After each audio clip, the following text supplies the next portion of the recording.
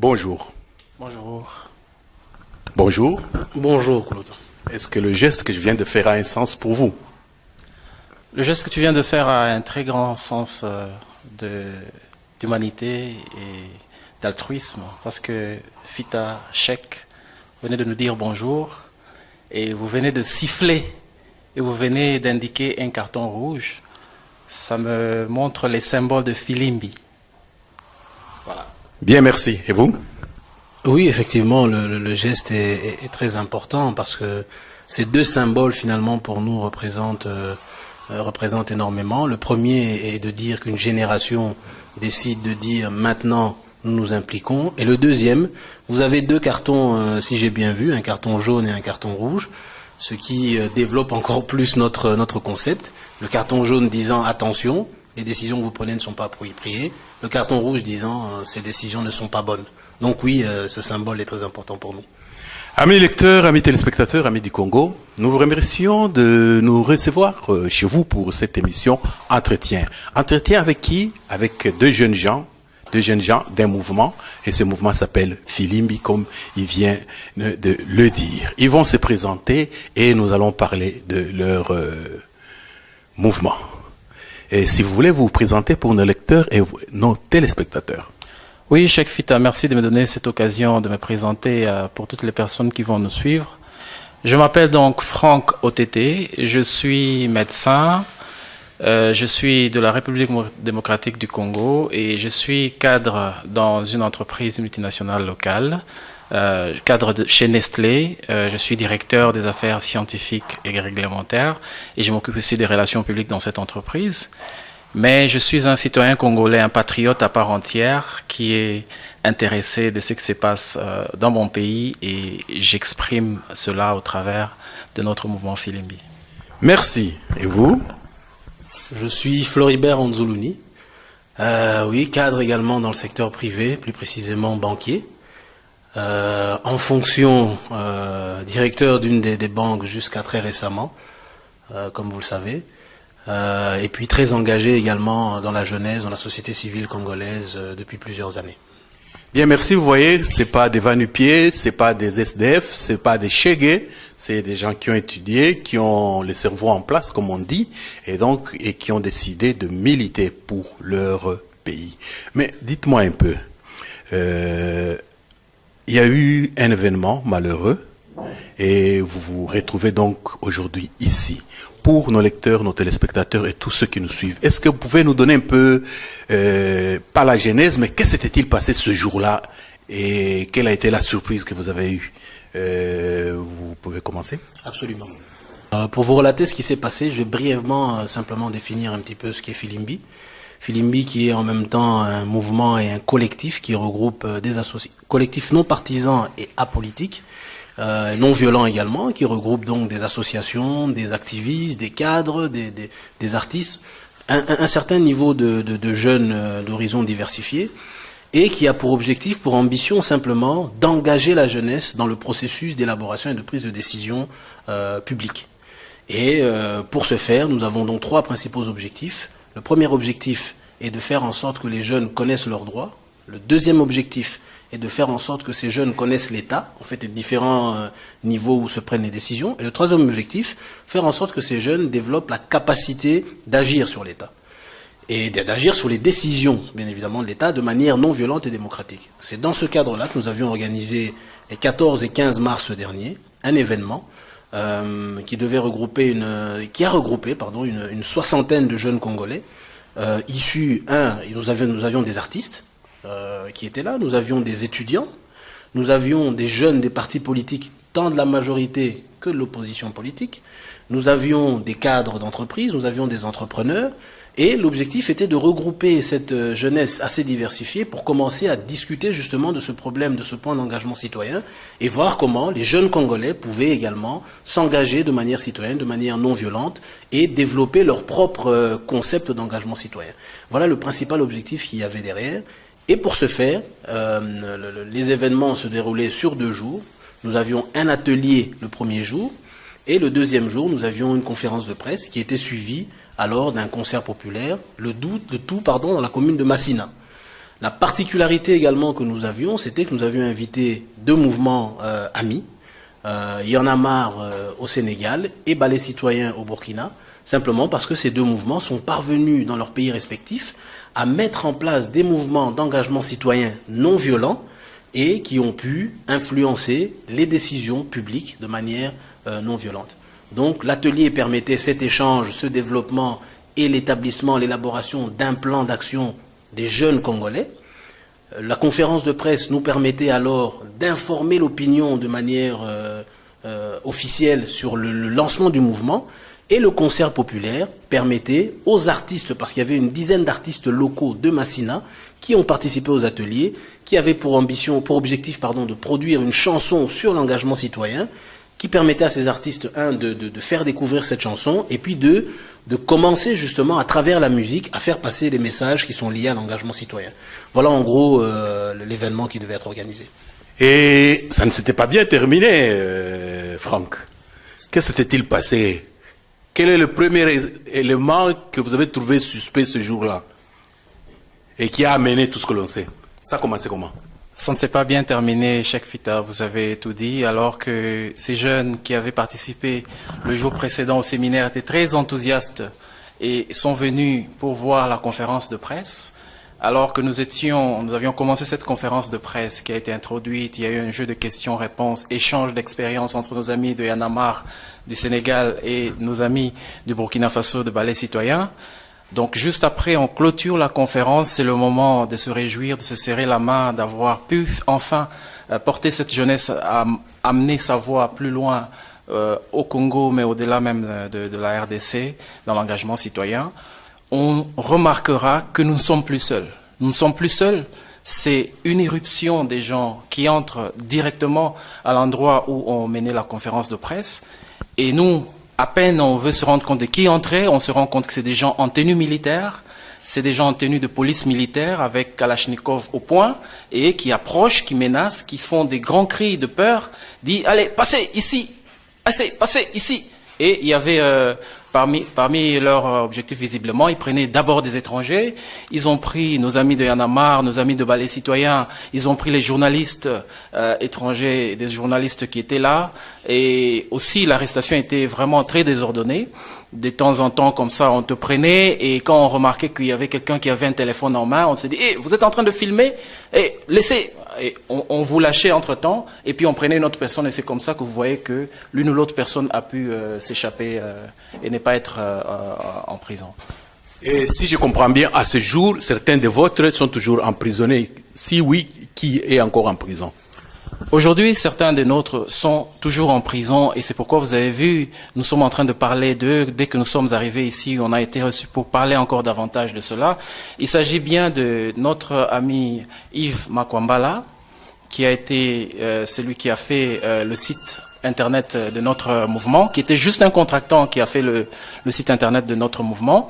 Mais il y a aussi notre ami Fred Baouma, du mouvement Lucha de Goma, parce que Flori a aussi bien défini que notre mouvement, c'est un collectif, c'est un mouvement qui embrasse d'autres mouvements des jeunes. Donc notre ami Fred Baouma et notre ami Yves Makwambala sont encore aujourd'hui en prison, sans des motifs clairs sur lesquels ils sont arrêtés, sans un procès classique ou des mobiles valables pour lesquels ils sont arrêtés.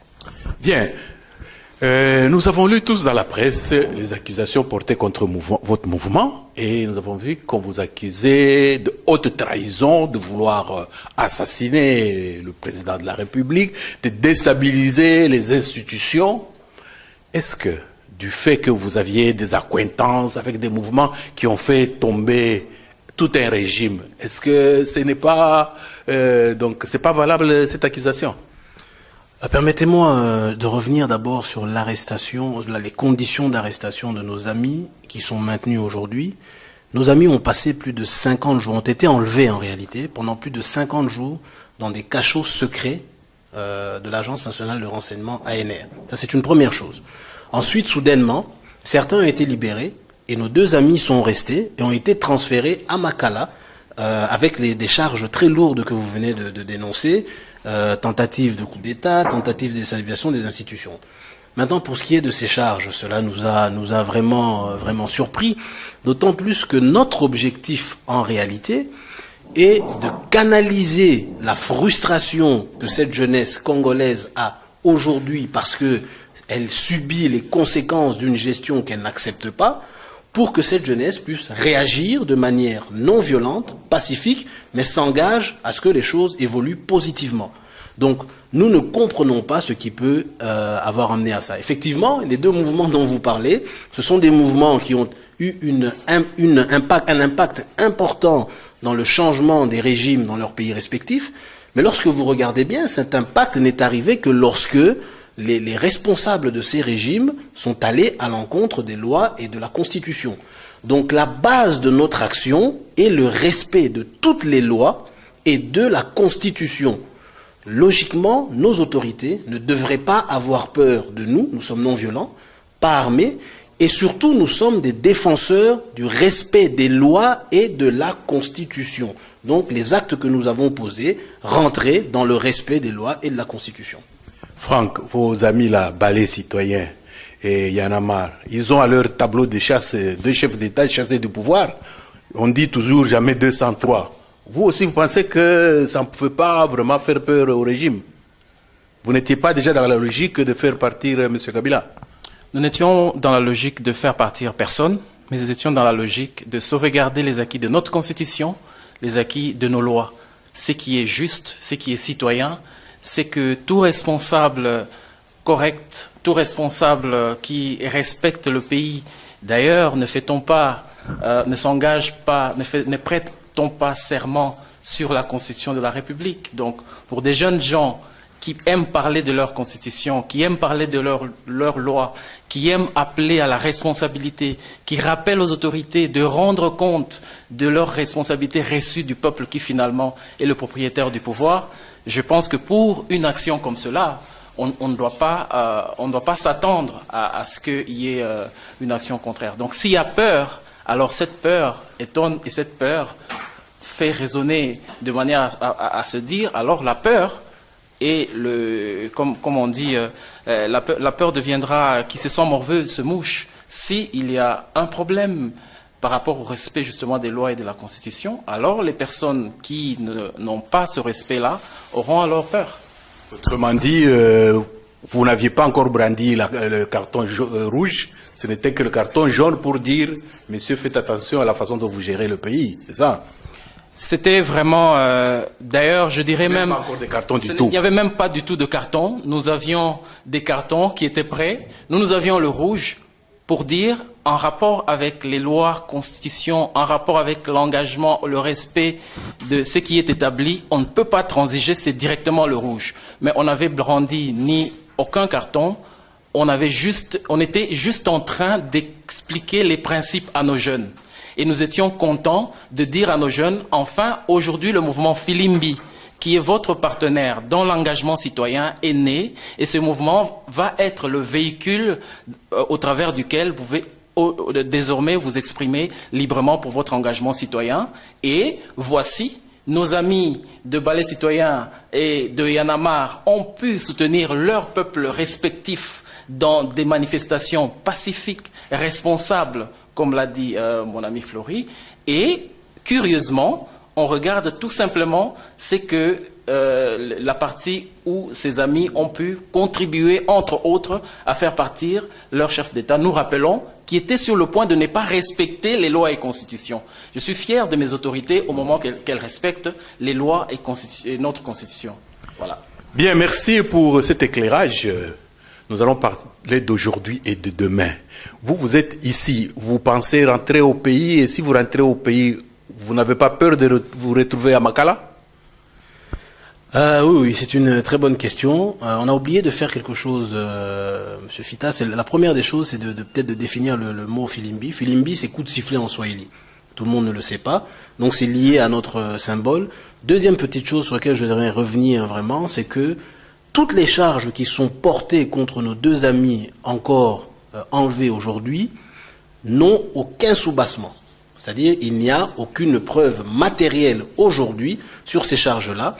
Le rapport de la commission parlementaire a été rendu public. Et dans ce rapport, en dehors de quelques allégations légères que nous allons justifier parce qu'elles ne tiennent pas la route non plus, il n'y a aucun élément qui puisse permettre de déterminer, de confirmer ces charges. Ça, c'est un premier point.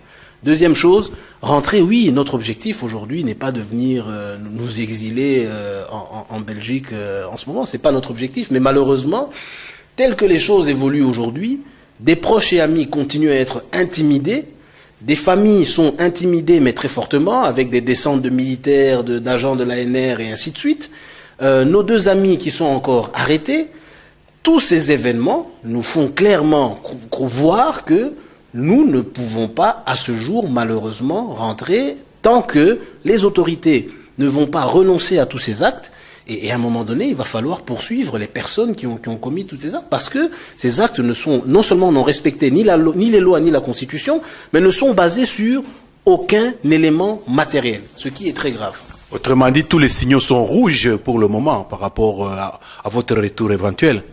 Tous les signaux sont rouges parce qu'il n'y a aucun signal de ceux qui ont été arrêtés, malgré tout l'éclairage que nous avons fourni au travers toute la campagne de communication que nous avons faite par la presse, au travers de la presse internationale, malgré tous les signaux au travers des messages que nous avons envoyés, malgré toutes les enquêtes qui se sont faites. Il y a eu une commission parlementaire qui avait été constituée justement à propos de ce qui s'est passé le 14 et le 15 mars dernier avec Filimbi. Cette commission parlementaire a établi un rapport. Et dans ce rapport, normalement, il n'y a rien de consistant qui explique, qui justifie les accusations fortes que le ministre de Communication avait fait. Donc, tout est rouge pour des raisons que nous ne comprenons pas, pour des raisons que nous ne savons pas. Et nous avons peur aujourd'hui que la jeunesse congolaise ne prenne de ses autorités et de tous ses aînés un exemple qui ne cadre pas avec ce dont elle a besoin maintenant, être orientée pour s'engager de manière responsable pour notre pays. Bien, vous êtes à l'extérieur, il y en a qui sont en prison. Quel est l'avenir maintenant du mouvement? Quelles sont les actions futures? Parce que dans l'entretemps, il y a le processus électoral qui vient de démarrer. Le mouvement, clairement, l'action va se poursuivre parce qu'encore une fois, c'est une action non violente, citoyenne, et donc elle va se poursuivre de la même manière. Maintenant que nous sommes à l'étranger, plusieurs objectifs prioritaires. Le premier objectif reste quand même un plaidoyer pour faire en sorte d'abord que nos amis sortent. Ça, c'est quelque chose qui nous préoccupe énormément. Un plaidoyer auprès de toute personne physique ou morale qui peut influencer pour la sortie de nos amis qui sont innocents. Deuxième chose, effectivement, c'est échanger avec le maximum, ça c'est aussi un élément important, le maximum de compatriotes de la diaspora qui a un impact énorme sur la situation du pays et son avenir. Et troisième chose, bien évidemment, tenter tant bien que mal d'être présent dans les différents débats publics aujourd'hui au pays, dont le processus électoral. Vous avez, je pense, entendu parler d'un point qui nous préoccupe particulièrement. Les nouveaux majeurs qui ont eu 18 ans après 2011 et qui ne sont pas autorisés contre la Constitution, bien évidemment, de voter lors des élections locales et provinciales qui sont prévues normalement au mois d'octobre, c'est quelque chose qui nous préoccupe et ce sont des choses sur lesquelles nous allons continuer à poser des actions, même de loin, nous continuerons à poser des actions pour que les décisions évoluent, clairement. Et un élément à ajouter par rapport à cette question-là? Par rapport au le processus qui commence, quelle action future pour votre mouvement? Bien sûr, notre mouvement, c'est un mouvement d'éveil qui regarde que les choses puissent se passer de manière établie, de manière correcte, de manière légale. Donc par rapport à tout événement même des événements qui ont été prévus. Nous savons que maintenant, il y a un calendrier électoral. On devait suivre le calendrier électoral, regarder visiblement les élections pour lesquelles la date est connue et l'échéance est claire. Il y a les élections présidentielles qui sont établies. Il y a d'autres événements, certains qui sont en train de s'improviser en ce moment, qui se mettent. Notre rôle à nous, c'est le rôle de la population congolaise entière, c'est de regarder, veiller à ce que ce qui est légal, ce qui est constitutionnel se fasse et qu'il n'y ait rien qui soit pour entraîner un glissement ou toute autre chose qui ne peut pas contribuer au développement de la population. Oui, oui, je vous en prie. Peut-être un autre élément, il y a un débat qui est aujourd'hui ouvert, je pense que la jeunesse congolaise a également le droit de donner un avis, c'est le débat du dialogue. Tout le monde parle du dialogue. Eh bien, la jeunesse a également un avis sur le dialogue. Il n'est pas mauvais de dialoguer, c'est clair. Mais ce qui préoccupe et inquiète la majorité des Congolais, des jeunes Congolais, c'est le cadre particulier qu'on souhaiterait donner à ce dialogue qui, vraisemblablement, pourrait emmener à un débordement, c'est clairement cela le problème, à un débordement dans l'organisation des différentes élections, dont l'élection qui est constitutionnellement, qui a une limite constitutionnelle, l'élection présidentielle de 2016. Donc l'inquiétude des Congolais aujourd'hui est à ce niveau-là. Et les Congolais, la jeunesse se pose une question, devons-nous continuer à créer des cadres particuliers pour dialoguer pendant que véritablement il existe des cadres aujourd'hui et qu'aujourd'hui, le principal dialogue que les Congolais devraient avoir, c'est comment faire en sorte d'avoir un processus électoral, apaisé, démocratique, mais surtout qui respecte les délais constitutionnels. Donc, et pour ça, il y a un cadre. Nous ne comprenons pas pourquoi créer un nouveau cadre, et l'inquiétude, finalement, ce serait de créer une période qui permettrait de prolonger principalement l'élection présidentielle, ce qui ne serait pas acceptable. Vous avez soulevé le problème, le fameux problème de dialogue, mais en même temps, vous avez parlé des jeunes qui ne sont pas encore... on a refusé de les enrôler. Et comment vous allez vous y prendre s'il n'y a pas de dialogue pour les convaincre à les enrôler? Franck? En fait, aujourd'hui, il n'y a pas que nous qui sommes en action. Nous vous avons dit que nous sommes un collectif. Donc aujourd'hui, nous sommes un collectif, mais déjà nous voyons combien les jeunes qui se retrouvent dans ce que nous faisons sont en train de nous contacter, de demander même comment est-ce que nous pouvons nous engager dans la lutte que vous menez, qu'est-ce que nous pouvons faire, quels sont les mécanismes d'interaction avec vous. Et nous pensons que c'est l'occasion de pouvoir, au travers de cet intérêt qui se manifeste déjà, parler très clairement avec les jeunes. Et c'est d'ailleurs ce qui était prévu. Si nous n'étions pas retrouvés ici par rapport aux événements tristes qui s'étaient passés, il y avait dans le séminaire que nous avons fait un plan très clair dans lequel on a demandé aux jeunes de définir un certain nombre de choses à faire dans les jours qui venaient après la conférence. Cette question des nouveaux majeurs a été bien établie et les jeunes qui étaient dans la salle, ceux qui étaient présents dans cet événement avaient compris que être un bon citoyen, c'est aussi manifester son choix au travers, sanctionner le choix de ses dirigeants au travers des élections. Donc, je pense que non pas seuls, mais avec les autres collaborateurs, avec les autres mouvements, avec nos amis de la diaspora qui sont ici, qui font déjà un certain nombre de choses. Nous allons coordonner un certain nombre de stratégies avec aussi les organisations qui militent pour les droits humains. Il y a des stratégies qui sont en place, que nous allons tout simplement converger pour pouvoir faire en sorte que les jeunes en RDC puissent concrétiser cette volonté qu'ils expriment déjà pour participer massivement aux élections. Autrement dit, s'il n'y a pas de dialogue et que les jeunes sont décidés à avoir le droit d'être enregistrés, ça va bouger au Congo. D'ici, parce que les élections, la campagne commence bientôt et les élections c'est pour bientôt, ça va bouger. Ben écoutez, encore une fois, j'aimerais vraiment revenir sur ce concept de dialogue qu'on veut, on veut sacraliser. Les échanges de points de vue dans une société démocratique, les avis divergents, les discussions, c'est la base même de la démocratie et c'est ce que nous voyons. Encore une fois, ce que nous trouvons assez particulier, c'est lorsqu'on veut créer un cadre particulier qui peut aboutir à une situation finalement illégale et anticonstitutionnelle. C'est ça l'inquiétude. aujourd'hui, il existe des canaux qui permettent de discuter sur l'enrôlement ou non des jeunes, et ainsi de suite, l'organisation des élections. La CENI est l'organe aujourd'hui qui a la responsabilité de définir le planning d'organisation des élections. Il y a un cadre qui existe. J'ai cru voir hier les opposants se rendre à la CENI pour une discussion. Et donc, nous ne pensons pas qu'il faille absolument un cadre particulier. Les cadres existants doivent permettre d'y arriver. Mais encore une fois, j'espère et je demande à nos autorités de suivre, d'entendre la majorité des citoyens, l'avis et les positions de la majorité des citoyens, car ce sont les citoyens finalement qui ont la dernière décision. Et nous espérons que les autorités suivront l'avis des citoyens. Bien, merci pour toutes ces précisions, pour tous ces éclaircissements. Et comment voyez-vous maintenant le processus électoral d'ici, à supposer que la date du 25 octobre soit retenue, quoique l'enregistrement des candidats a été reporté 2 fois, encore aujourd'hui ça a été reporté, et sous-entendu que la montagne de travail qui s'est présentée à la CENI, c'était plus qu'ils y attendaient. Comment est-ce que vous entrevoyez le processus électoral entre aujourd'hui et le 25 octobre 2015? Ce qui est vrai entre aujourd'hui et le 25 octobre et fin 2015, j'aime ce que mon ami Floribert Anzoulouni venait de dire, il y a dans la Constitution des élections pour lesquelles toutes les précisions ont été données.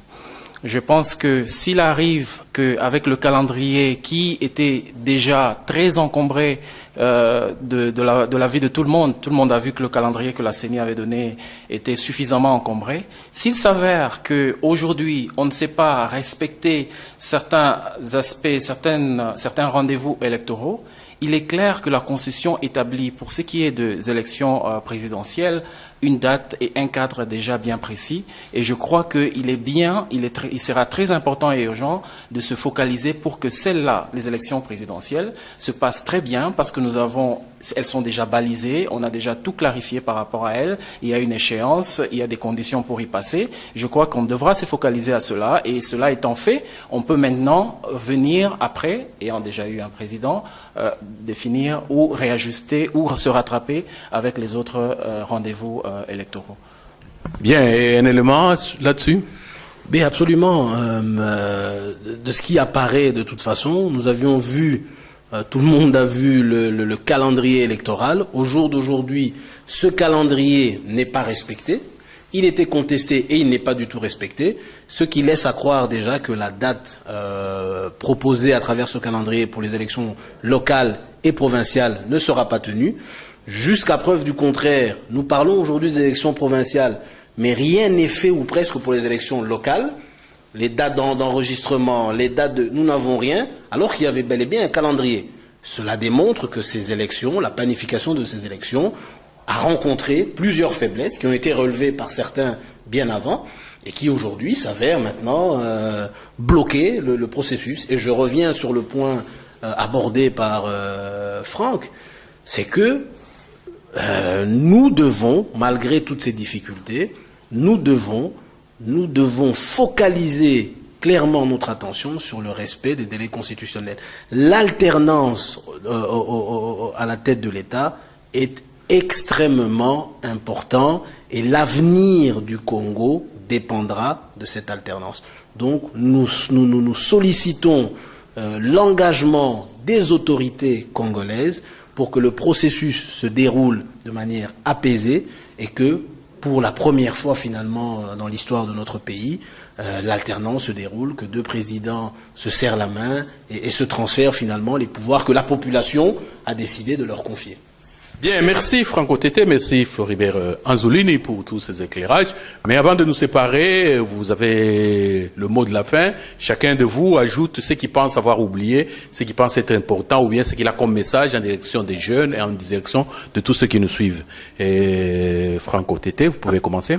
Je pense que les rendez-vous démocratiques de notre pays qui sont en train de venir, notamment les élections présidentielles, sont des occasions non pas seulement politiques, mais aussi des occasions pédagogiques par rapport à notre jeunesse qui doit apprendre de ses autorités, qui doit apprendre finalement de la classe politique comment se dirige une nation, comment se gère la communauté. Et c'est de cette manière-là qu'ils peuvent voir un chemin bien balisé pour s'engager à leur tour. Notre jeunesse aujourd'hui, on le sait, elle est confrontée à plusieurs problèmes. Il y a la malnutrition qui entraîne les problèmes de l'éducation, qui entraînent les problèmes d'arriération mentale et tout ce que l'on peut dire. Ce sont des éléments qui défavorisent. Notre jeunesse aujourd'hui est défavorisée, alors qu'elle est la majorité. 60% de notre population est la jeunesse. Malgré cela, notre jeunesse, malgré tous ces fléaux, malgré le fait de vivre en dessous de $1 par jour, il se fait que cette jeunesse aujourd'hui est motivée, elle est déterminée, elle veut prendre ses responsabilités en main.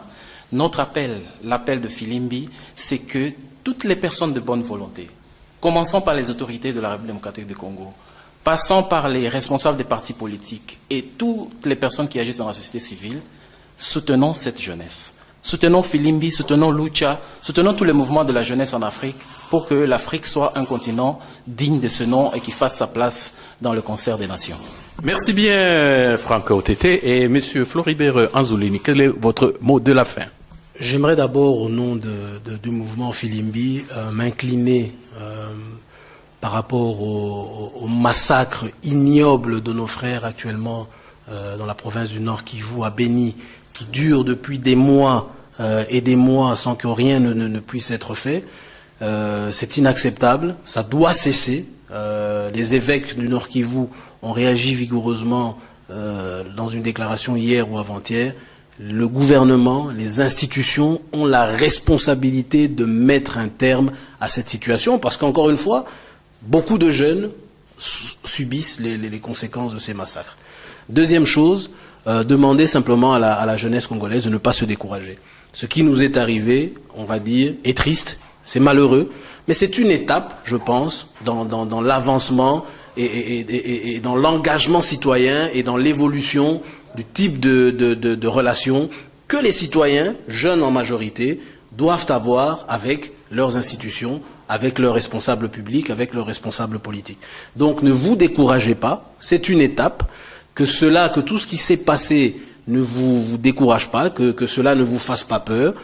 Tant que, dans notre compréhension, tant que les choses se font dans le respect des lois et de la Constitution, et de manière bien évidemment non violente, nous sommes du bon côté et donc restons engagés et continuons ce processus. Amis lecteurs, amis téléspectateurs, amis du Congo, nous voici à la fin de notre entretien qui a été très riche avec nos deux jeunes gens, Franck Otete et Floribert Anzoulini, autour du mouvement Filimbi. Filimbi, c'est ça. Et quand il y a le coup de sifflet, il y a deux cartons possibles, le jaune ou le rouge. Amis du pouvoir, si vous avez suivi cette émission, faites un examen de conscience, voyez ce qui mérite un carton jaune dans ce que vous faites et ce qui pourrait entraîner un carton rouge. Encore une fois, merci et au revoir.